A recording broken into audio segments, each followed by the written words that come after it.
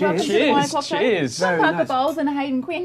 Woo! Thank you for having us. Thank you. 1 o'clock. I know. My favourite time of the day. It's Friday at 6 o'clock and it's time to wind down from the week that was. Tom, you're in Australia at the moment promoting Channel 9's brand new family food fight. While you are the son of Camilla Parker Bowles, you are food royalty in your own right. Wow, yeah. You have numerous cookbooks, you write for Esquire and JQ, and you are also a critic. What drew you to the food industry? Greed. That's it. I love eating. I'm a greedy bugger. I've always been a greedy bugger, and I just love eating, you know, and you sit with food people. It's like when Hayden, Anna and Matt and I all sat down together on the first day. It was like, you know, you worry. First of all, it's a bit like being, you know, going to school for the first day. But we just sat within 2 minutes because we're all food people in different ways. You just get on. The food world doesn't matter if you're in Australia or the UK. It's quite a small world, really, and we're all obsessed with food, and we just talk about food and eat it and drink. So, I know it's a nice world. Yeah. Hayden, you yourself have sort of sidestepped. I read a bit of your bio, and you've done surf lifesaving for 9 years. And why your sidestep into the food industry? Yeah, I've done a lot of different things. MasterChef, I think you're in Bit of a jack of all trades, master of none. A degree in marine biology as well. Yes. That's Lots of different things. For me, I guess mine comes from, and same as Tom, you know, it's family. It sort of started in the family, and Tom always talks about, you know, food growing up in his family. My mum was a home economist, so back in the day before people were like food superstars on the internet and television, she used to teach at TAFE and community colleges and all that sort of stuff. So I learned from her, and we always had amazing spreads on the table, great food. We didn't eat out much because, you know, we never ate out. Yeah, it's expensive, and the food we had at home was better than eating out. So yeah, I was surrounded by great food, and I loved travel, and travel, you know, and food just go hand in hand. And you know, then the MasterChef application and writing cookbooks and all those different things. It's a hard thing. It's not hard to fall in love with being around food and loving food and drink and wine and all the good stuff that comes with it. Yeah, so Hayden's wine there. Yeah, Hayden's wine, you know, labour of love wine. You've got to try that. It's very good. We've all tried it, but yeah, to sit together and do it. You know, Teddy can be. You know, MasterChef must have been hard work, and this whole thing with Family Food Fight is. It's not MasterChef. MasterChef is brilliant and does what it does brilliant, but that is the level of MasterChef, is people getting towards professional level. And what's the other one called on 7? MKO. That's more about relationships, isn't it? More about Me and you'd be good on that show, I reckon. I've never seen it, actually. There's a guy on it, I'm not going to be rude, but he's the guy who's always saying about bone broth and stuff like that. Oh, Pete Evans, I don't know. But this one's about family food. And it's, you know, all the stuff that we cook and eat and sit down at the table together, and it's really fun. So we see a huge menu of reality food TV shows, you know, just vying for our attention and space. What's different about the Family Food Fight to all the other food shows that are out there on the networks? You want me to answer that one? Yeah. You're looking at me like... I always look at you, No, I think the big thing is that family connection. You know, it's not food that you would see at, you know, Fire Door. It's not food you see at Aria. It's food that you see when you go to your favourite, you know, Italian friend's house or Greek friend's house, and you're like, yes, I'm going to the Mastriani's tonight. The pasta's going to be amazing. Yeah. It's that food that's just like real family food. Is it stuff that we could all cook at home? You know, and you don't have to be Matt or Hayden or anyone else to be able to do that high level. That's family. I mean, family food. It's the stuff that brings us together. Isn't it? The joys of the table. We live in strange times, and food brings us together. There's so many different elements, I guess, to the Family Food Fight show. Can you deconstruct them?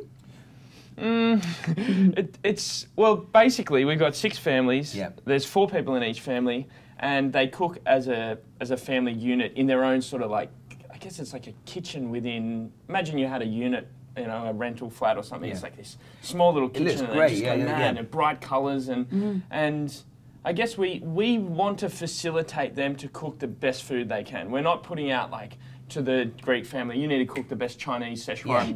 You know, it's like cook the best Greek food you can cook and blow us away. And that's what we found. You know, whether it was the shruks Lebanese or the panaidas are Greek or the jabadis Italian, we wanted to see what, you know, everyone. It's like in the UK. You know, everyone's British or everyone's Australian, but everyone has different roots, and that's what for me makes Australia so great. It's all these different cultures coming together under one umbrella, and so you'd see.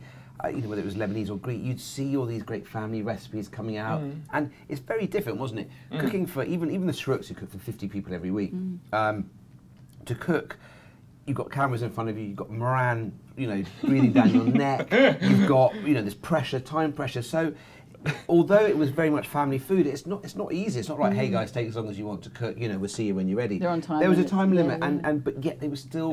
There was nothing fake or confected about it because they were cooking dishes that they know, and there were challenges set in different sort of things. But really, wasn't it? This is the stuff that they do day in, day out, and that's what we loved about it. And there was one day we sat down, and I'm not sure which family it was, but we sat down and there was 20 dishes just spread across the table, and we sat down and we were like, where do you start? How are we going to eat this? That was, and there, you know, there was a generosity and it was, you know, a lot of times on food shows, you sit and go, oh God, I want to eat that. Oh, that was lovely.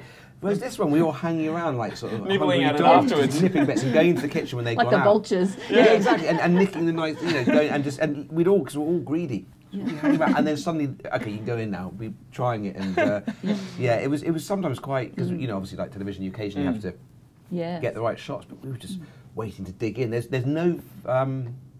It was all genuine, our reactions. There's a good twist, I think, in Family Food Fight where you've got the game changer. And tell us a little bit about that and how that all works. The old game changer. they were, I mean, and they really were game changers, weren't they? They were, and it's funny because we as judges had our preferences of game changers. So there was time, there was equipment, there was professional help. And what was the fourth one? I can't remember. It was mystery one. Yeah. So basically, we thought the first thing you'd choose would be time. You know, the longer, and they didn't pick that until God, I don't even know when. But we were really surprised as to how they used those game changers. But and you can only use them once, and once they've used that, once they're used, they're gone. They're off the table. It was double budget as well, wasn't there, for ingredients? Yeah, there was one. Yeah. But these were, and they really were. It was within the framework of the show. Getting these game changers really made a difference. And so, you know, you got it if you won, and yeah, I mean, the outdoor events, you know, the offsites were great, you know, and I think we're allowed to say there were those ones involving, you know, Hayden, Matt, and Anna all had their own different challenges, but again, it takes you out of the comfort zone, to use a Teddy phrase, and it was just great watching it, and it was all done in real time, so it was nice to watch it. What was one of the things you loved about filming this series of Family Food Fight? I liked, for once, I'm quite lazy, and you know, I'm a hack as well, so I'm used to sitting behind my computer and only arguing occasionally with a sub or my editor. And to sit and go to work and look forward to going to work. Although they weren't, you know, they were early starts, and it was, you know, it's television, you have to do it. But everybody, it was a big crew and a big production, but everyone, it was just you got on with everyone. There was no, you know, no stress or hassle or divas or demands. We showed a trailer and just sat and watched Game of Thrones. Been watched. Watched Game of Thrones and played house music. It was danced around in the corner. It was just. And then when we finish, we just go and have dinner together, or you know, go and have a beer or 5. Hayden, one of your mantras is that food should be fun and accessible. Can you tell us mums how food can be fun when we're cooking for kids? And you sound like my sister.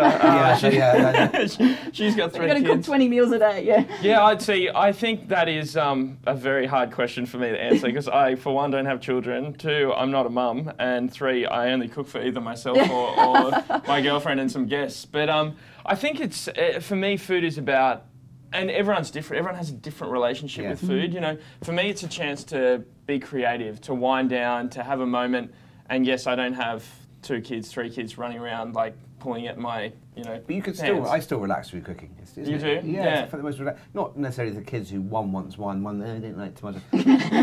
We're not. Do you find you chop it up and just shove it in there? Somewhere? Well, it is when they were younger, it was much easier with the kids because you puree everything, so you could chuck in all the liver and the greens and all the rest of it.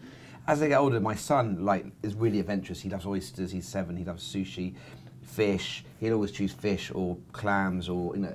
Whereas my daughter just wants like, hot dog, burger, McDonald's. pizza, Macca's. You know, we have to keep Macca's to once a month as a treat. Although then they catch me sort of sneaking. Daddy, have you been having McDonald's? No. What's that wrapper on the floor of your car? But you know, with cooking to wind down, when it's just my wife and I. My idea of heaven is like a whole Saturday where you spend the morning shopping for stuff, and whether you're making a curry paste or whether you're doing all the prep, but just doing it with a glass of wine, obviously, to hand, and just it's just, you know, the cooking bit itself, but the prep, it's just really, I find it really relaxing. I think if I was a chef or having to cook every day, because I suppose the kids are at school, but yeah, we take it, we want to make sure that our kids eat their greens and the rest of it, but you can't be fascist about it. You can't be one of those really boring, you know, you can't eat any, you know, I think as long as they eat their fruit and veg and have a balanced diet, of course they can have lollies and ice creams and occasional Macca's or pizza or whatever. So. Tom, is there anything here in Australia that you've never seen before in the food industry that you'd love to take back to England? Chicken twisties. Don't get him started on the chicken twisties. And also, going through that, I also like 4 and 20 pies with ketchup. You know, the really from the service ones. station. Yeah, the servo ones, not the posh ones with chunks in, the proper minced ones. Although we do have those in the UK. You can get everything now because it's internet age. Like Tim Tams, you find in the supermarkets now. What about Vegemite? No. Oh, have you tried Vegemite? He hates Vegemite. Marmite. The only thing I don't get in Australia is Marmite all the way. Marmite is just. It's just better, and you know, exactly. That's exactly what you get. Every Australian's grown up on Vegemite, and every British person's grown up on Marmite, and never the twain. And I accept defeat on explaining the three of them. Actually, the whole crew, you could hear in your ear, the EPs, everyone like, what? Yeah, Marmite's right. That's a funny thing when you're on these sets. Everyone can hear everything, and sometimes you forget. You forget that your mic's not off. You forget your mic sometimes, and we had the nicest someone in the whole say, right, I'm turning you off now, you know, as you do. And he was very, very. So the most important man on set always is the person who's in control of sound. Forget the EPs, forget everything, because they hear everything, especially when you're gossiping. You know, there's a lot of gossip going on. We put it out there this week on social media, letting them know that you guys were coming on. So there's a few viewer questions that we'll put out there. This will be good, hey Tom? Obviously, you know, with a royal sitting on the couch. Well, not a royal. Yeah. Very clear about that. A commoner. His mother married a royal. What do the royals eat? Karen Lee wants to know, what do the royals eat? It's food. I'd say it again, it's food. Yeah. Do they ever have like the McDonald's? I couldn't answer for the Queen. I couldn't answer for anything. And my stepdad eats. He's always been a great pioneer of talking about sustainable. He's a great believer in organic. He's a great believer in seasonality, and he's been talking about this way before they became trendy buzzwords that allowed the supermarkets to, you know, charge extra cash for saying it's seasonal, it's organic, it's local. You know, I think he has a great belief in the fact of buying locally, buying seasonally. It helps the British farmer, the Australian farmer. But so, he eats the same. There's no lark's tongues or swans in aspic or you know, that classic sort of Tudor food. There's none of that. It's just. Well, this is one of another question a viewer says is Vegan Carpenter says she would love to hear your thoughts, both of you, on food sustainability and avoiding food waste. Really, I mean, Hayden's a big one on that. And I think anyone who's involved in food has a responsibility without wagging a finger. Food waste, I mean, in the UK, there's some horrible figure, like 40% of food is wasted. And listen, we're all guilty of it. We go to the supermarket or we go to the shop, and we buy too much and buy one get one free, and you end up chucking stuff. I hate chucking away food. It really kills me. I'm someone that shops quite regularly, like frequently. Like my frequency is very high, and that means that I'm only buying what I'm going to use. And if I've got something, if I get to the end of the week, it's like, and there's food in there, I've got to use it up. Me and my girlfriend, we have on Tuesday, because that's sort of after the weekend, you know, we've had people around, whatever, and there's lots of stuff in the fridge. On Tuesday, we generally will look at the fridge and go, okay, what have we got? What can we make out of this? How do we do it? Let's bring it all together and make sure we use everything. And if we make extra ragu or we make extra this, we freeze it, we keep it, then we pull it out, we portion it down, so you're not wasting it. Do you have an if it's night? If it's in the cupboard, you can have it? Oh, I like that. I've heard of that. I like that, because you know, that's that thing that it kills me whenever I see people chucking away chicken bones or you know, stock. All the stuff you can use from it, and all the bits of stuff at the bottom of in the chiller cabinet, the old carrot, bung it into the stock pot. You know, it's and there's such pleasure about getting delicious food out of the stuff that might be chucked away. My big thing, and you mentioned it before, what you're saying about sustainability, locally grown, is buying Australian, buying local, get to your local farmers market, you know, especially around the city centres, you know, there's farmers markets on every corner, at every public school, at every park. And the produce here in Australia is, you know, because you've got all these different climate zones, you know, there's always Queensland that's always going to give you these amazing fruits. And that's what makes it, you know, we have very set seasons in England, which is Britain, which is about the size of New South Wales, I think, really. But yet here you just have all these different ingredients and stuff that I can't have. Marrons, I just absolutely love. And there's just, another thing that, in my family home, my dad has like 4 different vegetable gardens, and we grow a lot of our own herbs, tomatoes, chilies, lettuces, and you know that sort of thing just starts at home. You talk about, you know, carbon costs, you know, travelling your food around. If it's coming from your backyard into your kitchen, the only cost is you walking up and down the stairs, or you know, into the backyard and dig around. My dad's like a mad keen gardener, and we grew up when he was a really good gardener. So it just tastes better when it's good. And, you know, even if it's sort of... But it's not sprayed and, you know... and you know where it's come from, and like asparagus coming in as you know, late spring, asparagus coming in, then the tomatoes start coming in, you get the soft fruits. And we grew up like you did with an idea of the seasons without being trying to be clever. It was just that, you know... And that's another good thing for the kids as well. I have fond memory of, you know, being in the garden and where food comes from, and now my sister's kids, they're in the garden with their grandfather, and you know, it's a great peas, it's a great thing. Peas, strawberries, and you don't need much space either. You know, you got a window, you got some light, you can grow herbs. And they're the most bloody expensive things, aren't they? And chilies and tomatoes as well, really easy. You can't kill a chili plant. No. If you're killing a chili plant, maybe you should just give it up. Now, guys, are you ready to play a little game? We always like to close our show off with a little bit of fun. Yes. Are you up for it? Yes, of course. It's called Never Have I Ever. Have you played before? No. Yeah. You never played that game? No. I have never. You've got a bat. Okay. And then you have to skull when you Maybe it's a different game. I've played this game and it's got very R-rated. I don't know what sort of questions you're going to ask this one, so I'm going to lie if they get it. No, there's no lying and never have I ever. And if you have a good story that goes along with it, we do like to hear it as well. Okay. All right. I'm a bit nervous. Last time I played this game, the questions weren't great. We'll keep them a little PG. Never have I ever taken food out of the trash and eaten it. Oh. Yeah, of course. Pizza. We were talking about food waste. I mean, as long as it's not covered, it's like the 3-second or 5-second on the floor. Wash it off. Yeah, it's fine. Give it a little flick. Never have I ever broken something at a friend's house and not told them. You two were very good. Well, they know now. Never have I ever done something that I've regretted. Oh, come on. Never have I ever smoked a joint. It's all public record. Never have I ever lied on a talk show. You two just I was like, we're trying to make ourselves cool with the rest, the joint stuff here. Never have I ever gotten a tattoo you've regretted. I don't have a tattoo. No, never have a tattoo? No. Never have I ever taken a rude photo or raunchy text and sent it to the wrong person.